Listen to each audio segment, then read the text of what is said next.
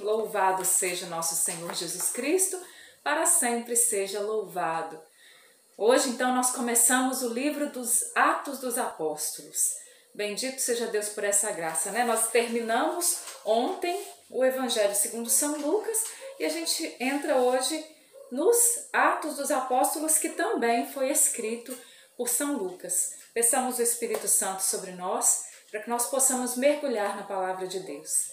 Pelo sinal da Santa Cruz, livrai-nos Deus nosso Senhor, dos nossos inimigos, em nome do Pai, do Filho e do Espírito Santo. Amém. Vinde, Espírito Santo, enchei os corações dos vossos fiéis e acendei neles o fogo do vosso amor. Enviai-nos, ó Pai, o vosso Espírito, e tudo será criado, e renovareis a face da terra. Oremos. Ó Deus, que instruíste os corações dos vossos fiéis com a luz do Espírito Santo, fazei que apreciemos retamente todas as coisas segundo o mesmo Espírito e gozemos sempre de sua consolação por Cristo Senhor nosso. Amém.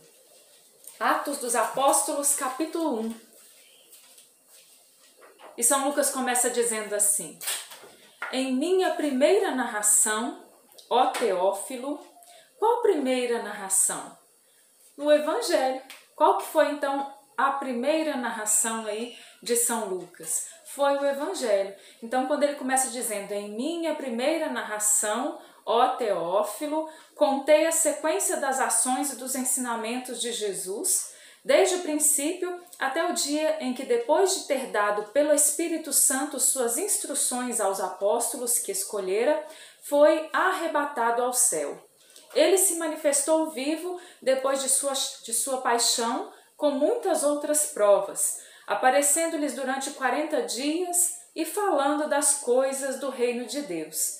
E comendo com eles, ordenou-lhes que não se afastassem de Jerusalém, mas que esperassem aí o cumprimento da promessa de seu Pai, que ouvistes, disse ele, da minha boca, porque João batizou na água, mas vós sereis batizados no Espírito Santo daqui a poucos dias. Assim reunidos, eles o interrogavam: Senhor, é porventura agora que ides restaurar o reino de Israel? Respondeu-lhes ele: não vos pertence a vós saber os tempos, nem os momentos que o Pai fixou em seu poder. Mas descerá sobre vós o Espírito Santo e vos dará força, e sereis minhas testemunhas em Jerusalém, em toda a Judéia e Samaria e até os confins do mundo. Dizendo isso, elevou-se da terra à vista deles, e uma nuvem o ocultou aos seus olhos. Enquanto o acompanhavam com seus olhares, vendo-o afastar-se para o céu, eis que lhes apareceram 2 homens vestidos de branco, que lhes disseram: homens da Galileia, por que ficais aí a olhar para o céu? Esse Jesus que acaba de vos ser arrebatado para o céu, voltará do mesmo modo que o viste subir para o céu. Gente, então o Evangelho, segundo São Lucas, ele vem aqui se conectar aos Atos dos Apóstolos. A gente percebe claramente aqui que um livro está conectado ao outro. Se a gente for pegar, como ontem, né, nós fizemos o finalzinho do Evangelho segundo São Lucas e aqui o início dos Atos dos Apóstolos, a gente vê que existe aqui uma sequência, não é? Existe aqui uma sequência. Nós estamos dentro da cena da ascensão. Estamos dentro da cena da ascensão, né? Então São Lucas começa os Atos dos Apóstolos por ali. Jesus sobe ao céu e agora? O que vai acontecer a partir de agora? E vem toda a narrativa dos Atos dos Apóstolos. É uma narrativa fenomenal, fenomenal, né? Quando no versículo 5, São Lucas vem dizer, né, colocando aqui, né, dizendo daquilo que Jesus disse. Então Jesus diz assim: porque João batizou na água, mas vós sereis batizados no Espírito Santo daqui a poucos dias. Então, aqui vai mostrar que Jesus estava comendo ali com os seus. Antes de subir aos céus, ele já diz: olha, que vocês não se afastem de Jerusalém. Não vos afasteis de Jerusalém, mas esperai aí o cumprimento da promessa do meu Pai, que ouviste de minha boca, disse ele, porque João batizou na água. mas vós sereis batizados no Espírito Santo daqui a poucos dias. Como nós vimos muitas vezes na boca de João Batista, não é isso?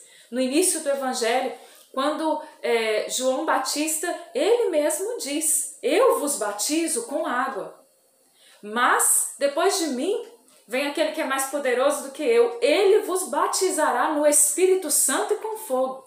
E agora o próprio Jesus vem dizer, porque João batizou na água, mas vós sereis batizados no Espírito Santo. Não se afastem de Jerusalém, esperem o cumprimento da promessa do Pai, porque o Pai enviará então o Espírito Santo.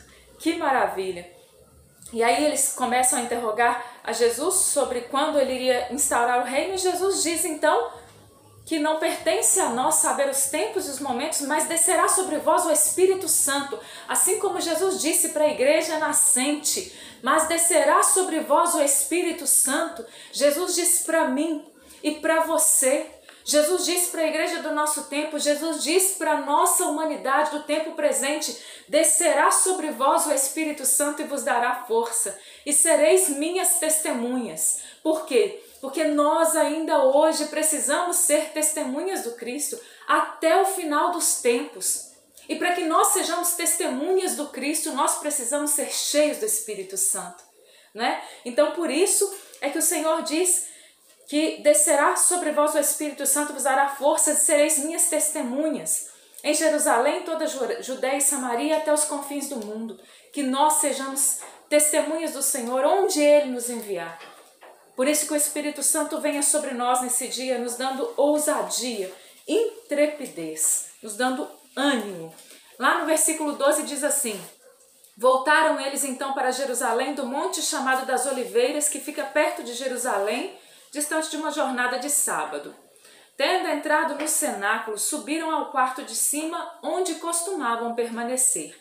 Eram eles Pedro e João, Tiago, André, Filipe, Tomé, Bartolomeu, Mateus, Tiago, filho de Alfeu, Simão, zelador, e Judas, irmão de Tiago. Então nós temos aqui os 11, né? Não está mais presente Judas, que havia traído, e aqui também já havia morrido, né? Todos eles perseveravam unanimemente na oração, juntamente com as mulheres, entre elas Maria, mãe de Jesus, e os irmãos dele. Então, os 11 apóstolos fiéis ao Senhor estavam ali no cenáculo de Jerusalém, juntamente com as mulheres, e diz que entre elas Maria, mãe de Jesus, e os irmãos dele, né? Aqui dizendo que os familiares dele, que os parentes de Jesus estavam ali junto com os 12, com as mulheres e com Maria, a mãe de Jesus e nossa.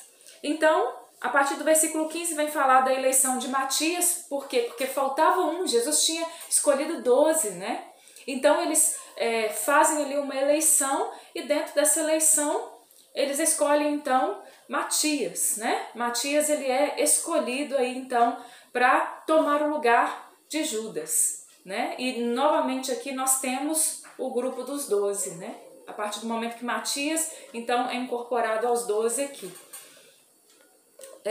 No capítulo 2, esse capítulo 2 conhecidíssimo de todos nós e tão amado também, né? Capítulos 1 e 2 dos Atos dos Apóstolos, fenomenal. Chegando o dia de Pentecostes, estavam todos reunidos no mesmo lugar. De repente veio do céu um ruído, como se soprasse um vento impetuoso, e encheu toda a casa onde estavam sentados. Apareceu-lhes então uma espécie de línguas de fogo que se repartiram e pousaram sobre cada um deles. Ficaram todos cheios do Espírito Santo e começaram a falar outras línguas, conforme o Espírito Santo lhes concedia que falassem. A narrativa de Pentecostes, né? O que aconteceu? Aquilo que Jesus disse que aconteceria, né? Nós tínhamos já aqui a festa judaica, né? De Pentecostes. Então, a gente sabe aí que 50 dias depois da Páscoa é a festa de Pentecostes, né? E era celebrada essa festa de Pentecostes para os judeus, onde eles se recordavam da aliança do Sinai, né? Vocês se lembram disso? Lá no Antigo Testamento, a Páscoa dos judeus, celebrada ali na libertação do povo do Egito, né? E aí o povo vai ali para o deserto, então o povo se coloca diante do Sinai, né? Ali, 50 dias depois da Páscoa é dada ali a lei, toda aquela realidade que é relembrada então na festa de Pentecostes. Mas aqui, assim como na Páscoa, né? Agora a Páscoa ela foi ressignificada por causa da ressurreição de Cristo. Agora essa festa de Pentecostes também, ela vem tomar o seu pleno significado, né? Porque o Espírito Santo é derramado. O profeta Ezequiel, ele diz que haveria um tempo em que não seriam necessárias as tábuas de pedra, onde o dedo de Deus havia ali colocado os 10 mandamentos, o decálogo. Porque essa lei seria gravada no nosso coração. Essa lei seria gravada no nosso interior, diz o profeta Ezequiel. E aquilo que o profeta Ezequiel disse está se cumprindo aqui em Atos 2. Porque o Espírito Santo vem agora não mais gravar a lei em tábuas de pedra, como na primeira aliança, mas ele vem agora nessa nova aliança, selar essa nova aliança, e vindo agora sobre os corações, porque nós sabemos que quando a Bíblia diz o dedo de Deus, também está ali falando da pessoa do Espírito Santo, né? Como lá no Antigo Testamento dizia do dedo de Deus. Agora o Espírito Santo ele vem como línguas de fogo e ele transforma os corações. E não era mais necessário dizer ao próximo, dizer ao irmão que se corrigisse, não era mais necessário. Por quê? Porque aquela lei começou a ser gravada no coração, porque os olhos se abrem quando o Espírito Santo vem, porque o coração se abre quando o Espírito Santo vem, porque o nosso entendimento, ele se abre pela ação do Espírito Santo. Foi isso que aconteceu aqui, né? No dia de Pentecostes, a igreja ali então, que naquela abertura da janela que nós veremos aqui, né? De Pedro, e aquela pregação de Pedro, a igreja que começa ali a se tornar então pública, aquela igreja que vai então aos confins da terra para anunciar Jesus agora pelo poder do Espírito Santo. É uma maravilha, não é? Achavam-se então em Jerusalém judeus piedosos de todas as nações que há debaixo do céu. Ouvindo aquele ruído, reuniu-se muita gente e maravilhava-se de que cada um os ouvia falar na sua própria língua. Profundamente impressionados, manifestavam a sua admiração. Não são, porventura, galileus todos esses que falam? Como então todos nós os ouvimos falar, cada um em nossa própria língua materna? Partos, medos, elamitas, os que habitam a Mesopotâmia, a Judéia, a Capadócia, o Ponto, a Ásia, a Frígia, a Panfilha, o Egito e as províncias da Líbia, próximas a Cirene, peregrinos romanos, judeus ou prosélitos, cretenses e árabes, ouvimos-los publicarem em nossas línguas as maravilhas de Deus. Estavam, pois, atônitos. Sem saber o que pensar, perguntavam uns aos outros: que significam essas coisas? Outros, porém, escarnecendo, diziam: estão todos embriagados de vinho doce. Então, a partir do versículo 14, nós vemos Pedro, então, pondo-se de pé, em companhia dos 11, com voz forte, lhes disse: homens da Judéia, e vós todos que habitais em Jerusalém, seja-vos isto conhecido e prestai atenção às minhas palavras. Estes homens não estão embriagados, como vós pensais, visto não ser ainda a hora terceira do dia, não era nem 9 horas da manhã, quando aconteceu então o Pentecostes. Por isso que muitas vezes ali por volta das 9 horas da manhã, muitas pessoas têm até esse costume, esse bom costume de rezar, por exemplo, o terço ao Espírito Santo, né? Pedindo que o Espírito Santo venha, como veio em Pentecostes. Diz aqui, não é ainda a hora terceira do dia, eles não estão embriagados, diz Pedro, mas cumpre-se o que foi dito pelo profeta Joel. Acontecerá nos últimos dias, é Deus quem fala, que derramarei do meu Espírito sobre todo ser vivo. Profetizarão os vossos filhos e vossas filhas, os vossos jovens terão visões, os vossos anciãos sonharão. Sobre os meus servos e sobre as minhas servas derramarei naqueles dias do meu Espírito e profetizarão. Farei aparecer prodígios em cima, no céu, e milagres embaixo na terra, sangue, fogo e vapor de fumaça. O sol se converterá em trevas e a lua em sangue, antes que venha o grande e glorioso dia do Senhor. E então todo que invocar o nome do Senhor será salvo.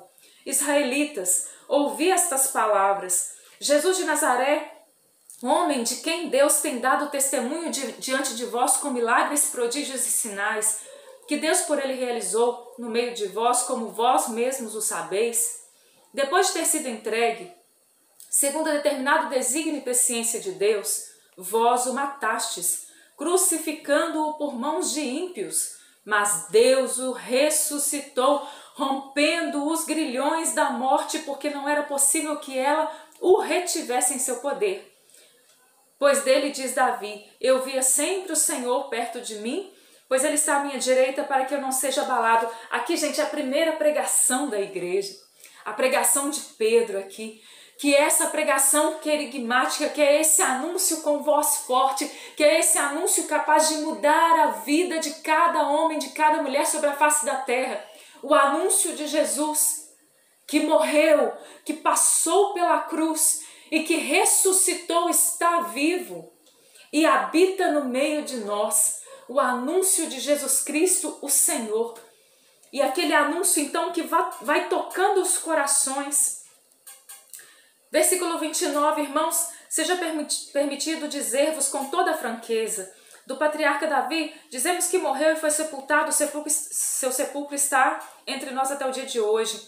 Mas ele era profeta e sabia que Deus lhe havia jurado que um dos seus descendentes seria colocado no trono. É, portanto, a ressurreição de Cristo que ele previu e anunciou por essas palavras. Ele não foi abandonado na região dos mortos e sua carne não conheceu a corrupção.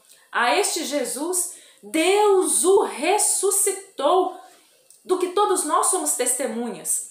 Exaltado pela direita de Deus, havendo recebido do Pai o Espírito Santo prometido, derramou-o, como vós o vedes e ouvis. Depois, pois Davi pessoalmente não subiu ao céu, todavia diz, o Senhor disse ao meu Senhor, senta-te à minha direita até que eu ponha os teus inimigos por escabelo de seus pés. Que toda a casa de Israel saiba, portanto, com a maior certeza, de que este Jesus que vós crucificastes, Deus o constituiu Senhor e Cristo. Essa é a nossa pregação.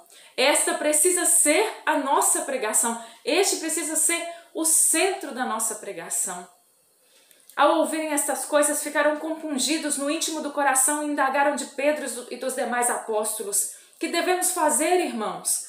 Pedro lhes respondeu, arrependei-vos, e cada um de vós seja batizado em nome de Jesus Cristo para a remissão dos vossos pecados, e recebereis o dom do Espírito Santo, pois a promessa é para vós, para os vossos filhos e para todos os que ouvirem de longe o apelo do Senhor nosso Deus. A promessa é para vós, para os vossos filhos e para todos aqueles que ouvirem de longe. A promessa do Espírito Santo, meus irmãos, é para todos nós. Bendito seja o Senhor.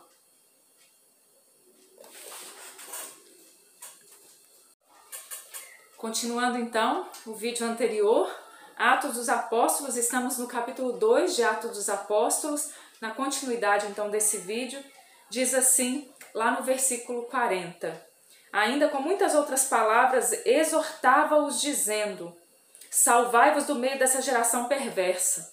Os que receberam a sua palavra foram batizados, e naquele dia elevou-se a mais ou menos 3.000 o número de adeptos. Que pregação foi essa, hein?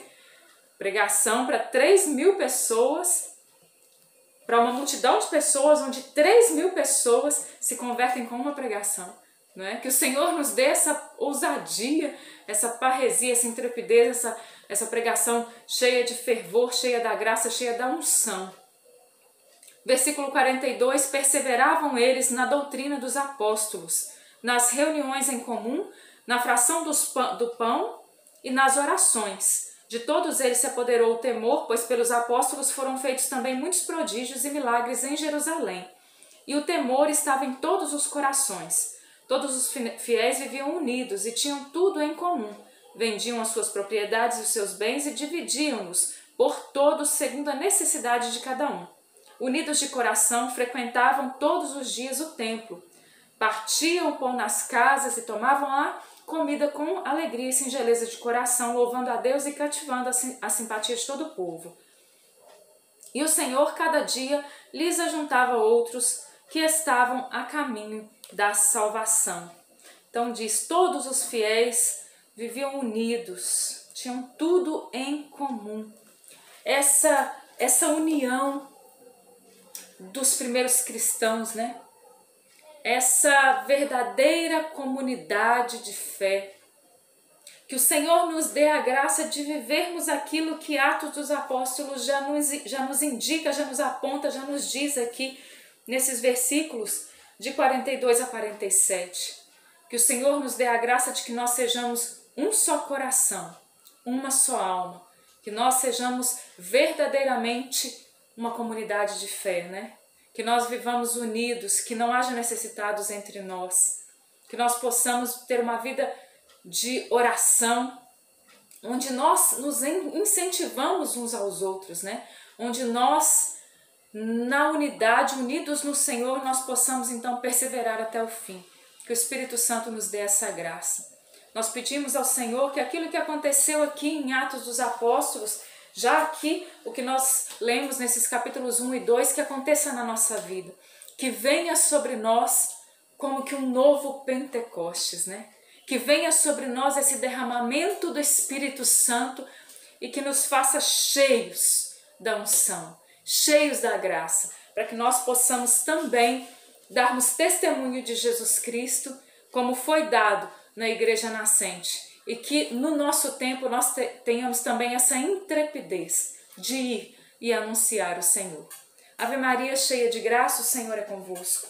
Bendita sois vós entre as mulheres, bendito é o fruto do vosso ventre, Jesus.